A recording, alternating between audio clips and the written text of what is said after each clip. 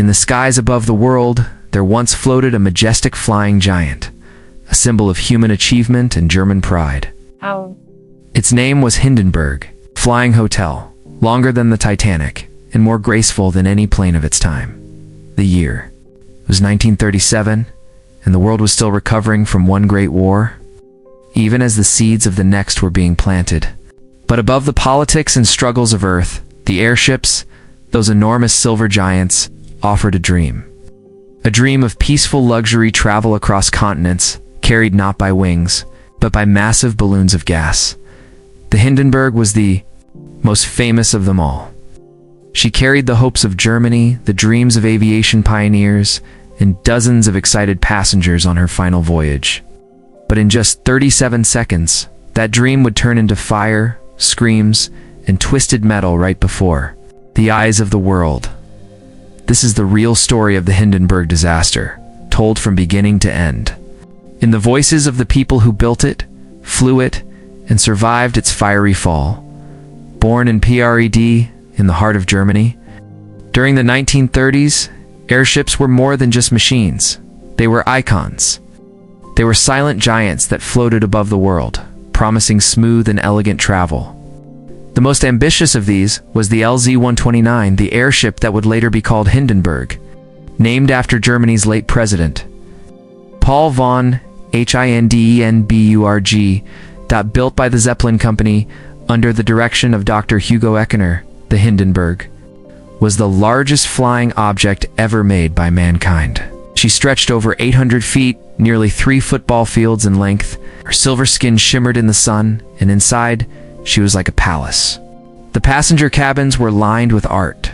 The lounge had a baby grand piano made of lightweight metal, and guests dined on fine German cuisine as the clouds passed gently outside the windows. But she had one deadly flaw. Her heart was filled, not with safe helium, but with hydrogen, a gas known for its explosive nature.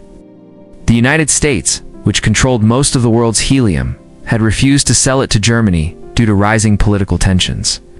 And so, the proud German engineers made a dangerous compromise. Asterisk glory days in the SKY, 1936, the Hindenburg took to the skies. People all over Europe and America looked up in awe as the floating behemoth passed overhead. Her engines roared softly, and her massive body moved like a ship through the sky.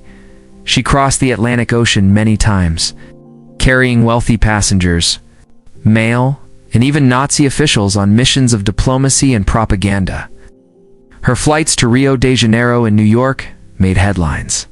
People gathered to see her land, watching her descend like a silver whale from the heavens. The interior was quiet, almost serene. Unlike planes of the time, the Hindenburg didn't shake or rattle. You could walk around, write a letter, sip wine, or play cards. It was an experience, luxurious.com, and full of pride. And then came May 1937, her first voyage of the year to the United States, the last journey. BGIN-SAN, May 3rd, 1937. The Hindenburg rose from Frankfurt, floating slowly into the air. Aboard her were 97 souls, 36 passengers, and 61 crew members. Among them were businessmen, journalists, German officers, and a young 14-year-old cabin boy named Werner Franz, who was on his first big assignment. The journey across the Atlantic was smooth. The skies were clear, and the ship sailed peacefully above the clouds. Captain Max Prussian, a seasoned commander, walked calmly through the ship, greeting guests. Alongside him was Ernst Lehmann, one of the most respected names in airship history. Though technically retired, Lehmann had joined the trip for good luck. As the Hindenburg neared New Jersey, dark clouds gathered. Bad weather delayed the landing. The ship circled the skies, waiting for a signal to descend. Hours passed. Passengers grew anxious, but trusted the experience of the crew. Finally, on May 6th, around 7 p.m., the order came. The Hindenburg was to land at Lakehurst Naval Air Station. What happened next would change history forever. Disaster in SECO and DSAs. The Hindenburg approached the landing field, Hundreds of spectators waited below. Among them was a radio journalist named Herbert Morrison, who was there to record the grand landing for the radio. His words would later echo through time. As ropes were dropped to the ground, something went horribly wrong. A strange shimmer passed along the top of the ship, and in the blink of an eye, a small burst of flame appeared near the tail.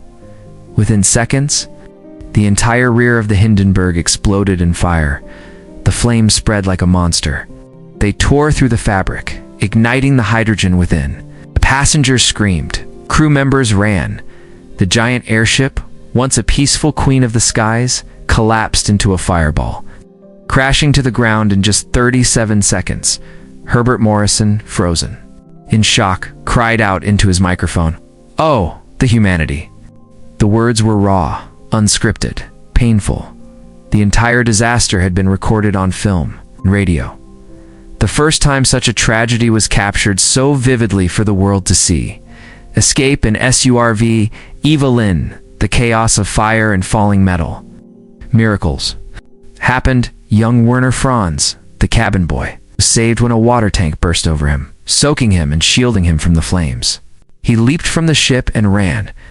Captain Prussian burned badly, kept calling out for survivors, refusing to leave the wreck. Some passengers jumped from windows. Others were thrown clear. But 35 people, 13 passengers and 22 crew, perished in the fire. Among the survivors, many carried scars not just on their skin, but in their hearts. The memory of those final seconds never left them.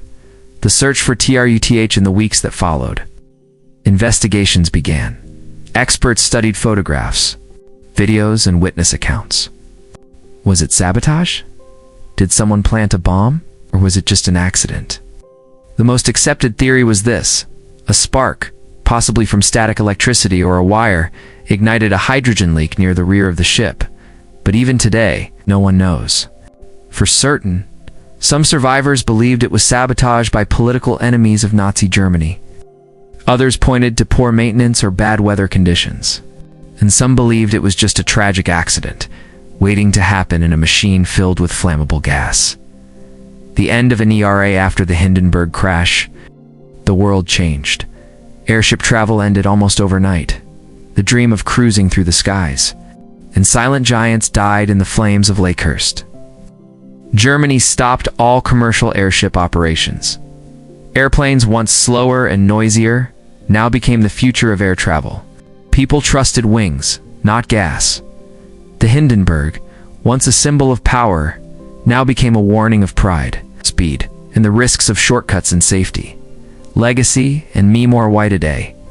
The Hindenburg disaster is taught in schools, shown in documentaries, and remembered in museums. A memorial stands in New Jersey, where the airship fell.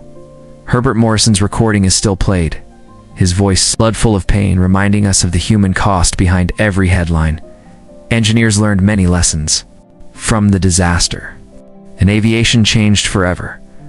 But more than anything, the Hindenburg is a story of human ambition, and how even the greatest of dreams can fall if we ignore the smallest of risks.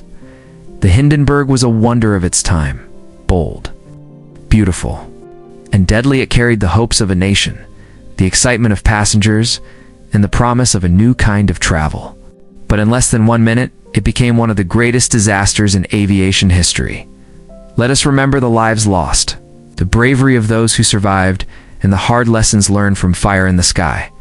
Thank you for watching this powerful, true story. If this story touched you, please like the video, subscribe for more real-life stories, and share it with others. We'll meet again in the next video.